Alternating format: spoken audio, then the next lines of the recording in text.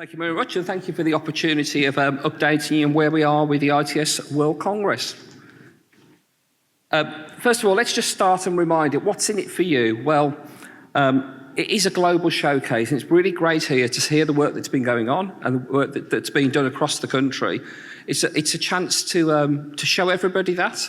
The live event tomorrow is a bit of a dress rehearsal or a dry run of what we could see in Birmingham. If you're not part of that dry run and you want to be, that doesn't mean you missed your chance. So we'd love to see all of that clever technology working in and at the NEC in Birmingham.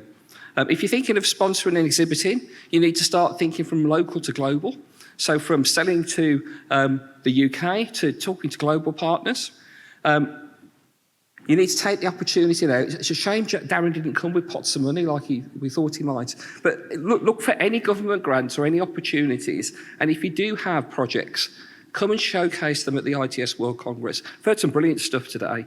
And actually, wouldn't it be great to see that and other things that you're working on to do that there? We have some colleagues here for the 2 days. Please talk to us and ask us about the event. Everyone seems to be talking about it, so I'm really pleased about that. And it's an ideal place actually to build consortiums and build opportunities. Some of you are involved in European programmes, some of you are involved in international programmes. It's a really great place to bring all of that together. What I want to talk about is what are the key focus areas for the Congress.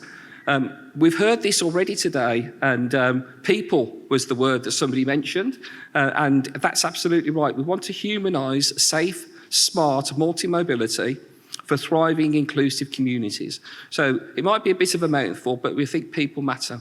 And we think ITS isn't just for a particular group of people, it needs to be for everybody.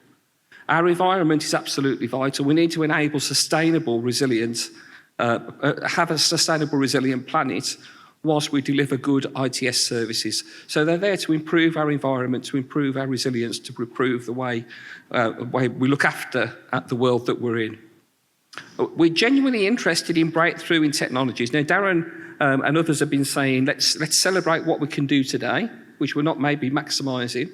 We'd like to celebrate what could you do tomorrow. And we think this is one of the unique things about the Congress. It's looking at genuinely new intelligent transport systems, and they may not be from the UK, they may be from other parts of the world, or we may have something genuinely new that we want to share with the rest of the world. So breakthrough technologies, what is it going to be? I don't think we're going to achieve quantum computing by next year, but what is it going to be that we're going to do that's genuinely new in terms of transport technology? And the last area, business models, it's really important. More here than anywhere else. You've got to pay for these things.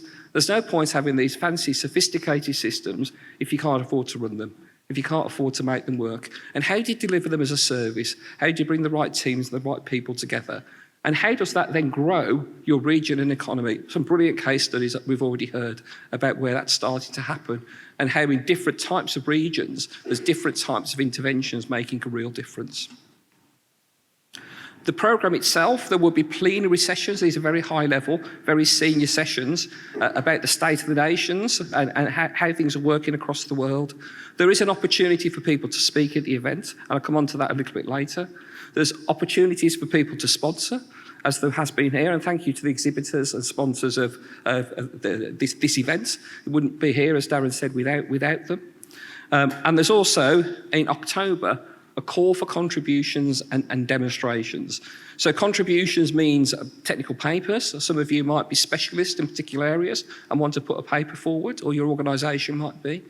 The other thing is special interest sessions or special future sessions where there's a particular topic that you think needs debating and you think needs to be talked about properly. And this is not just within the regional context, but in global context. It's at the NEC. Hands up, who's been to the NEC?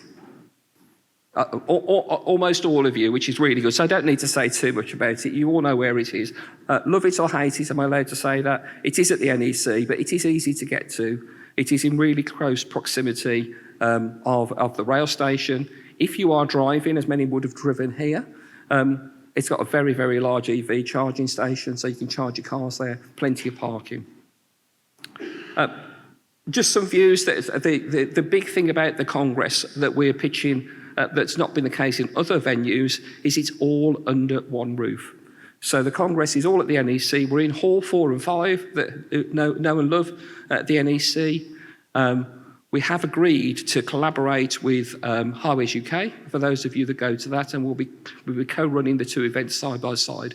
So a real opportunity. If you were going to that anyway, then you can come to the ITS World Congress. If you're coming to the Congress, you can go and see Highways UK. It's a really exciting opportunity to have two really big transport events, and they're in the halls literally next door to the Congress. There will be a VIP summit, a very senior level summit at the Hilton Hotel opposite. For those that are VIPs, and I'm sure there are a few of those in the room, and we can get some of you on that invite list, the Grand Hotel in Birmingham will be hosting the dinner. And then there will be a gala dinner for everybody at the Vox. If everybody knows the NEC, it's that building opposite where the casino is, so there's a chance for people to go and place a few bets, not on the Congress, but on other things. But there's lots to do. There's lots to do in that area, lots to eat, lots to see, lots to be part of. What we're trying to do with our partnership, I just wanted to share this slide with you. Some organisations talk about bronze, silver and gold levels of partnership, but we think that's not quite right for us. We need to think about the sort of role that sponsors might have within the exhibition, whether that's somebody that's supporting ITS and getting into the industry for the first time, or whether it's somebody that's got absolutely global reach and they want to make an impact across the piece.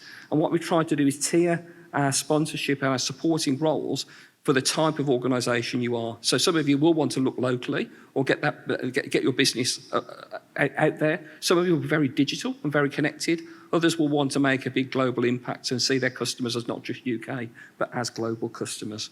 And you can see here the opportunities that we have. Please come and talk to us. So this is my last slide. It's our pre-game strategy. Now, I know from speaking to a lot of people, this is a bit of a breath of fresh air for you because you're probably worrying about your roads budgets. How do you get that procurement through before the end of March? Because that's the end of the financial year.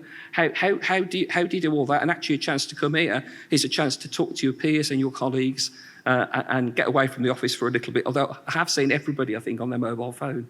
So there's something going on. But I'd like you to think about this as our pre-game strategy. Imagine that your areas are actually a stadium, an Olympic stadium potentially. How many people saw the Winter Olympics? How many saw the fact that the curling lights didn't work for the first day in the arena? Couldn't get the lights working, it took them ages to get them going. It would be terrible if people came over to the UK and something wasn't working. Now, we hope to get Birmingham working. That's a challenge, but we'll work on that. We'll get the West Midlands working. But we don't expect that everyone that comes to the NEC from across the world will stay in Birmingham. We think they'll visit the rest of the UK, and we want them to visit the rest of the UK. We want them to go out and we want them to see the different regions. So they'll be on your roads and your networks and consuming your services. So what we'd encourage you to do is exactly what TTF's here for, is work with your colleagues, work with your peers, and see if you can collaborate to really have a really excellent solution, an excellent something to show people when they come to the UK and when they come to your region. We've heard about areas of London, areas of Yorkshire, Blackpool. There are places all over the UK that people will want to visit. It'd be great if they see excellent ITS systems in those locations. We will have at the exhibition a large map which will signpost people to ITS innovations across the country and in Ireland. So we will actually be signposting people to places to go and see and to spend their time. So if you want to keep informed, if you've got phones, I think the slides will go out anyway. The QR code on the left-hand side will keep you informed. If you'd like to talk to us about partnering and exhibiting, the QR code on the right-hand side. So it's a pick left or pick right. And just to close, I would like to thank all those ITS specialists and experts that are helping us and supporting us with the Congress. Really do appreciate the help, and we wouldn't be anything without the community. Thanks to Max from ITS UK, thanks to Darren from DFT, and thanks to all of you for being part of this. If you have any questions, please come and ask. But hopefully, if you take one of these QR codes, we'll keep you informed of what's happening and what's happening next. Thank you very much.